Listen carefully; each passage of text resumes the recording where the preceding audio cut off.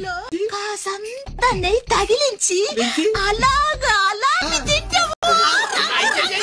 చూసేద్దాం వచ్చేయండి. 1 స్పూన్ మెంతులు, 2 స్పూన్స్ ఆవాలు డ్రై రోస్ట్ చేసి పక్కన పెట్టుకోండి. ఇప్పుడు క్లీన్ చేసుకున్న టమాటాలని తడి లేకుండా తుడుచుకొని ముక్కలుగా కట్ చేసుకొని ఆయిల్లో వేసి బాగా మగ్గించుకోవాలి. మూత పెట్టి ఇవి మగ్గుతున్నప్పుడే క్లీన్ చేసి పెట్టుకొని 50 గ్రాముల చింతపండు కూడా వేసుకొని మూత పెట్టి బాగా మగ్గించుకోవాలి. ఆయిల్ సెపరేట్ అయ్యేంత వరకు. ఇలా మగ్గిన తర్వాత స్టవ్ ఆఫ్ చేసి చల్లారి పెట్టుకున్న తర్వాత మిక్సీ గిన్నెలో వేసుకొని 2 స్పూన్స్ సాల్ట్, ఒక హాఫ్ కప్ కారం, ముందుగా డ్రై రోస్ట్ చేసుకుని మెంతులు, ఆవాల పౌడర్ వేసుకొని బాగా మెత్తగా పేస్ట్ చేసి పెట్టుకోవాలి. ఇప్పుడు ఆయిల్లో మినపప్పు, శనగపప్పు, ఆవాలు, జీలకర్ర, ఎండుమిర్చి, కరివేపాకు, పొట్టు వలుచుకొని వెల్లుల్లిపాయలు కూడా వేసుకొని బాగా ఫ్రై చేసుకొని ముందుగా పేస్ట్ చేసుకున్న టమాటా పచ్చడిని కూడా వేసుకొని లో ఫ్లేమ్లో ఒక 10 మినిట్స్ ఆయిల్లో బాగా మగ్గించుకోవాలి. నేను నువ్వుల నూనె వాడానండి, అదైతే చాలా టేస్టీగా ఉంటుంది. ఇలా మగ్గించుకోవడం వల్ల వాటర్ అనేది ఇంకి 1 మంత్ అలా నిల్వ ఉంటుంది. సాల్ట్ సరిపోతే అడ్జస్ట్ చేసి వేసుకోండి, చాలా బాగుంటుంది. వీడియో నచ్చితే లైక్ చేసి మన ఛానల్ సబ్స్క్రైబ్ చేసుకోండి.